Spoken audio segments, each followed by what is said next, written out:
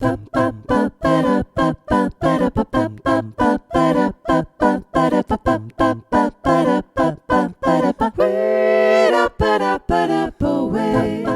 à toutes, bonjour à tous et bienvenue dans Chanter en chœur, ça s'apprend, le podcast des amoureux du chant choral. Je suis Anne Le Goff, chanteuse, chef de chœur et professeure de chant depuis plus de 20 ans. Et ici, nous parlons de voix, de chant et plus particulièrement de chanter ensemble. Les liens, bonus ou images dont je vous parle dans les épisodes sont à retrouver sur mon site annelegoff.fr. D'habitude, Le Goff, ça s'écrit en 2 mots et j'y tiens beaucoup, mais pour cette fois, Anne Le Goff, c'est tout attaché. Alors, si vous avez bien fait votre échauffement, c'est parti pour l'épisode d'aujourd'hui.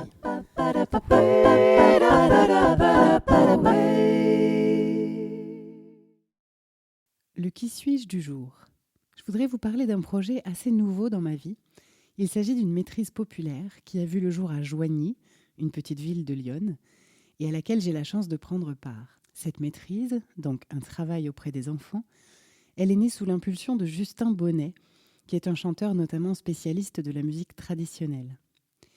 Justin avait ce projet depuis longtemps d'offrir à des enfants d'un quartier de Joigny plutôt peu favorisé, il faut bien le dire, de pouvoir travailler le chant et découvrir les joies et les valeurs du chant choral directement à l'école. Et donc après une année de pré-maîtrise où on a posé les premiers jalons, voici que les 2 premières classes maîtrisiennes, des CM1 et CM2, ont fait leur rentrée en ce septembre 2022. Nous sommes une équipe de 5 personnes, Justin Bonnet dont je vous parlais, Sarah Tettelbaum, Antoine Jomain et moi-même, qui sommes des chanteurs et chefs de chœur avec chacun nos spécificités, et Annabelle Stéphanie qui, elle, va davantage s'occuper de la mise en corps et de la mise en scène. Et bien sûr, nous allons aussi travailler étroitement avec les 2 institutrices, si vous me permettez d'employer encore ce terme.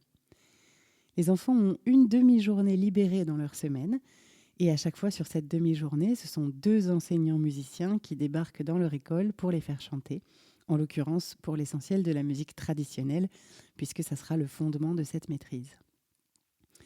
C'est vraiment super intéressant de pouvoir travailler comme ça assez intensément avec les enfants, parce qu'on peut aller loin et développer plein de choses au fur et à mesure. Et ce sont aussi des rencontres très inspirantes puisque c'est une école où il y a une grande mixité et beaucoup d'enfants ont d'ailleurs des parents qui parlent peu ou pas français. Donc ils ont d'autres cultures musicales, d'autres cultures traditionnelles et c'est très chouette de pouvoir les faire se rencontrer, ces cultures. Aujourd'hui, nous allons parler des valeurs du chant choral.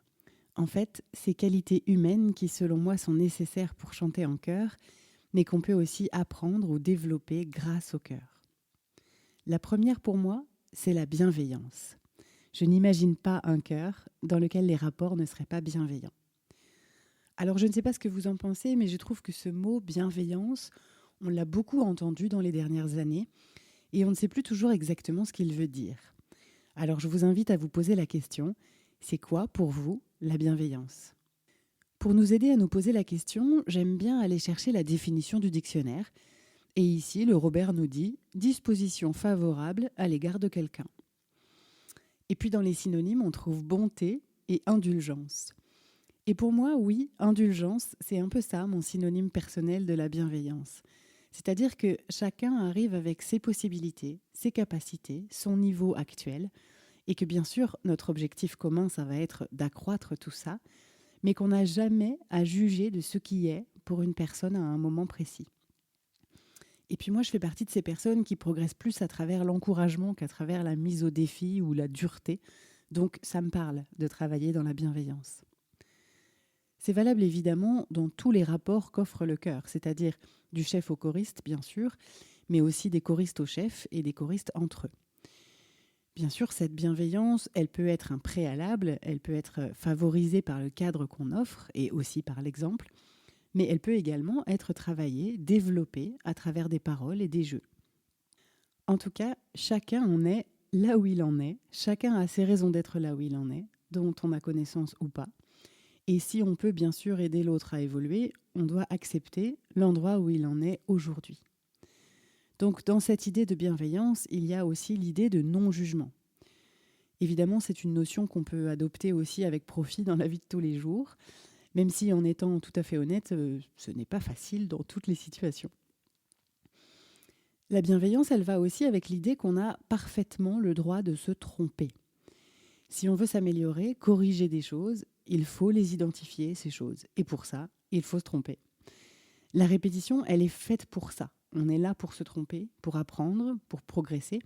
Et donc, évidemment, ça me semble nécessaire d'installer un cadre où l'erreur est bienvenue, où on peut en rigoler, mais où on n'est jamais jugé pour son erreur. Et je pense que ça passe aussi par le chef. Les choristes ne pourront pas accepter de se tromper et donc se laisser aller à faire, même quand ils ne sont pas encore sûrs, si le chef, de son côté, n'admet jamais qu'il s'est trompé, n'est pas capable d'en rire et même de pointer du doigt ses erreurs, mais qu'il va plutôt avoir tendance à les taire au cœur. Certains chœurs mettent un système en place qu'on voit aussi dans les chœurs pro. Quand on a fait une erreur, on lève brièvement la main. Ça permet au chef de savoir si l'erreur a été entendue, si elle est constatée par celui qui l'a faite. Et parfois, ça peut éviter de faire tout reprendre juste parce qu'une personne s'est trompée. Si elle sait qu'elle s'est trompée, on sait qu'on peut éventuellement avancer ou bien lui demander peut-être si elle a besoin de revoir. Mais en tout cas, le chef ne va pas penser qu'il y a une erreur commune ou bien chercher d'où vient l'erreur, donc on gagne du temps.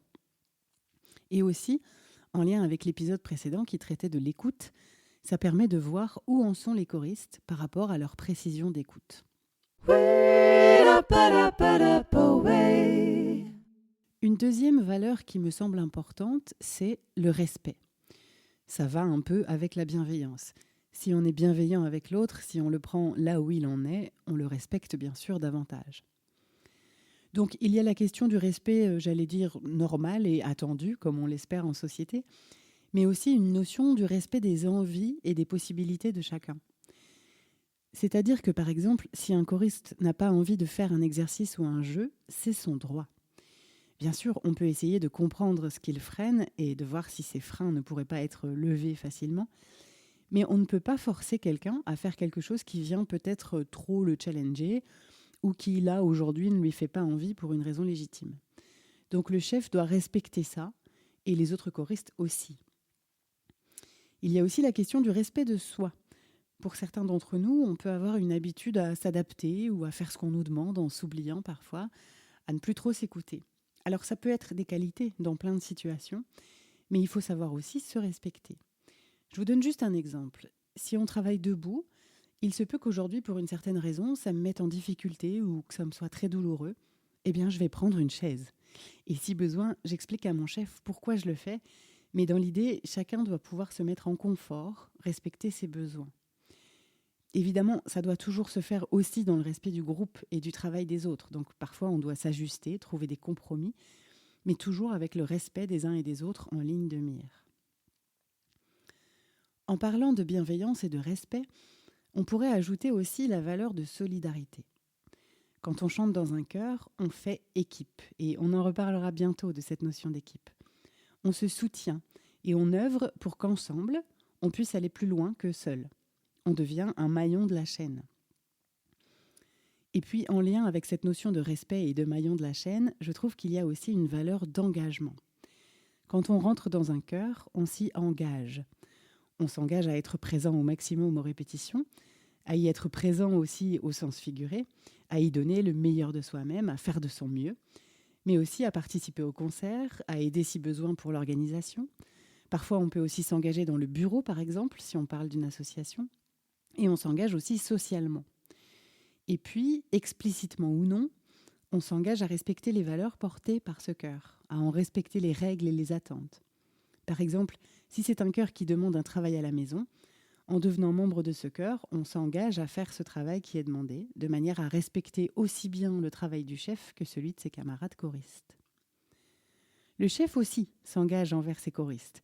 Il s'engage à fournir le travail préalable, à offrir un cadre le meilleur possible, à faire de son mieux pour que chacun puisse se sentir bien dans ce chœur, à faire progresser l'ensemble et à faire en sorte que tout le monde puisse prendre du plaisir.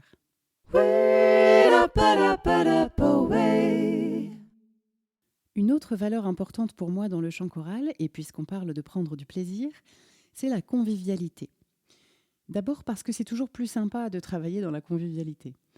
Ensuite, parce qu'un chœur qui se connaît bien, dont les choristes s'apprécient, va avoir plus de facilité à travailler ensemble, à se forger un son commun et homogène. Et aussi parce que la chorale, ça reste une activité sociale, une activité de rencontre, et que cette convivialité, elle fait partie du lot. Cette valeur de convivialité, elle sous-tend un questionnement autour de l'accueil. C'est pas toujours facile d'arriver dans un chœur déjà constitué, où les gens s'entendent bien et se connaissent bien. Ça n'est pas forcément naturel pour tout le monde, ni d'arriver dans un groupe constitué, ni d'accueillir de nouvelles personnes dans un groupe constitué. Et ça se travaille, ça se questionne, et on peut modifier, si besoin, la manière dont on accueille les gens. Par exemple, est-ce qu'on présente un nouveau, une nouvelle, de manière un peu, j'allais dire, officielle, devant le chœur ? Est-ce qu'on lui demande ou pas de se présenter devant tout le monde ? On peut aussi préparer un genre de petit livret d'accueil qui n'a pas du tout besoin de faire 10 pages, mais qui résumera les choses à savoir en arrivant. Sur le plan pratique déjà, les contacts à connaître en cas de besoin, les futures dates peut-être, pourquoi pas un mot de bienvenue, éventuellement aussi une sorte de mini-charte qui rappellerait justement les valeurs qui sont importantes dans ce chœur. À chacun de faire sa sauce et de mettre ce qu'il veut dans ce livret d'accueil, mais ça peut être une piste à suivre. On peut aussi mettre en place un système de parrainage ou marrainage. Le nouvel arrivant va se voir attribuer un parrain ou une marraine à qui il pourra poser ses questions éventuelles, mais qui aura aussi à cœur de lui indiquer où se placer ou bien de lui fournir les partitions, de lui préciser des choses si besoin. C'est un système qui fonctionne bien et qui a plusieurs vertus. D'abord, ça peut soulager le chef parce que lui n'a pas forcément le temps de répondre à toutes les demandes de tous les choristes, qu'ils soient nouveaux ou anciens d'ailleurs. Et puis, c'est intéressant que le nouveau soit guidé par quelqu'un de l'intérieur, j'allais dire. Et en plus, ça lui permet de se sentir accueilli véritablement.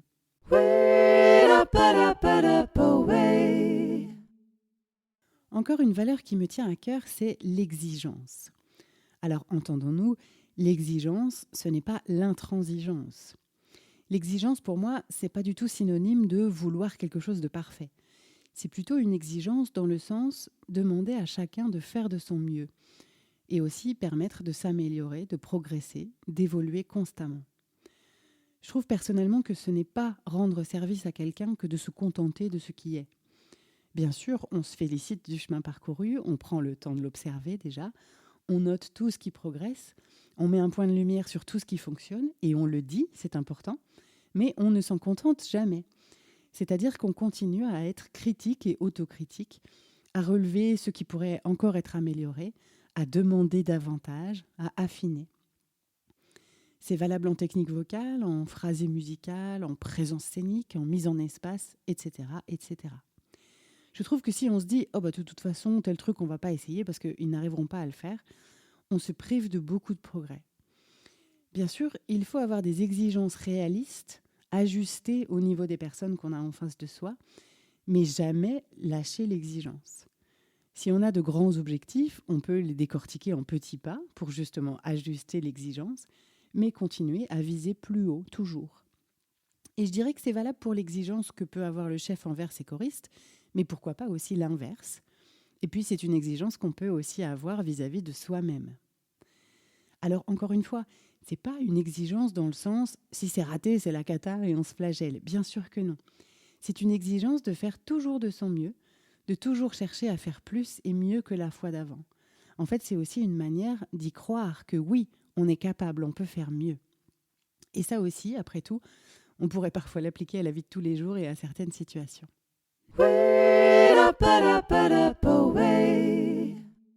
Pour finir, je voudrais aborder quelque chose qui m'est plus personnel, qui m'est essentiel à moi, mais pas forcément à tous les chefs de chœur et à tous les choristes. C'est l'humour. J'ai besoin qu'on rie dans une séance de chœur. J'ai besoin de faire rire mes choristes, parce que c'est ma personnalité. J'ai besoin qu'on me fasse rire aussi. J'ai besoin qu'on soit capable d'autodérision, que les choristes sachent qu'ils peuvent se moquer gentiment, tant que ça reste drôle et bienveillant, évidemment, et que je puisse le faire aussi à leur égard. En gros, j'ai besoin que ça reste léger, plein de bonne humeur, et que oui, on se marre pendant une séance. Ça n'empêche en rien le travail et l'exigence. Au contraire, je pense même que ça les favorise et que là aussi, ça fédère le cœur. Alors voilà, pour moi, ce que sont les valeurs principales véhiculées par le chant choral. Mais évidemment, il y en a plein d'autres. Et puis, c'est un regard assez personnel. Peut-être que pour vous, c'est différent et qu'il y a d'autres valeurs qui sont importantes et que je n'ai pas citées. Dans ce cas-là, n'hésitez pas à m'en faire part, ça sera très intéressant. En bonus aujourd'hui, puisque je vous parlais dans le Qui suis-je de Justin Bonnet, je voudrais vous faire découvrir son groupe principal, les Têtes de Chien, avec lequel il explore depuis maintenant un certain temps la musique dite traditionnelle. Alors je vous ai choisi une vidéo qui date un peu puisqu'elle est de 2014. J'ai choisi celle-ci non pas parce que c'est le JT de France 2 et que c'est quand même un peu la classe, mais parce que comme Justin y est d'abord interviewé avant que le groupe ne chante, je trouve que ça permet d'en savoir un peu plus sur la démarche très singulière de ce groupe et aussi de les entendre parce que c'est quand même l'essentiel. Et puis cette vidéo, elle vous mènera directement sur la chaîne YouTube des Têtes de Chien où vous pourrez entendre et voir, si vous le souhaitez, plein d'autres vidéos.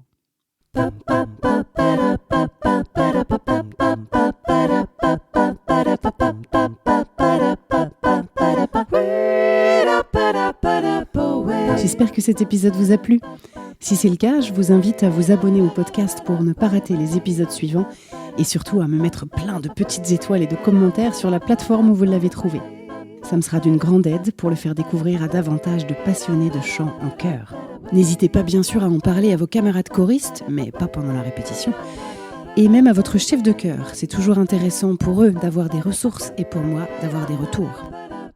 Si vous aimez mon travail, vous pouvez aussi me soutenir en prenant un abonnement sur Patreon.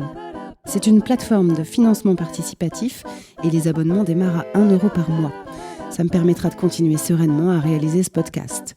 Rendez-vous sur le site Patreon, Patreon, et vous cherchez Chanter en chœur tout attaché. Sinon, le lien est aussi disponible sur mon site annelegoff.fr, onglet podcast, où vous trouvez les bonus de chaque épisode. N'hésitez pas là aussi à me laisser des commentaires, vos questions ou les sujets que vous aimeriez que j'aborde. Merci à tous, on se retrouve la semaine prochaine pour un nouvel épisode de Chanter en chœur, ça s'apprend. D'ici là, prenez soin de vous et de votre voix.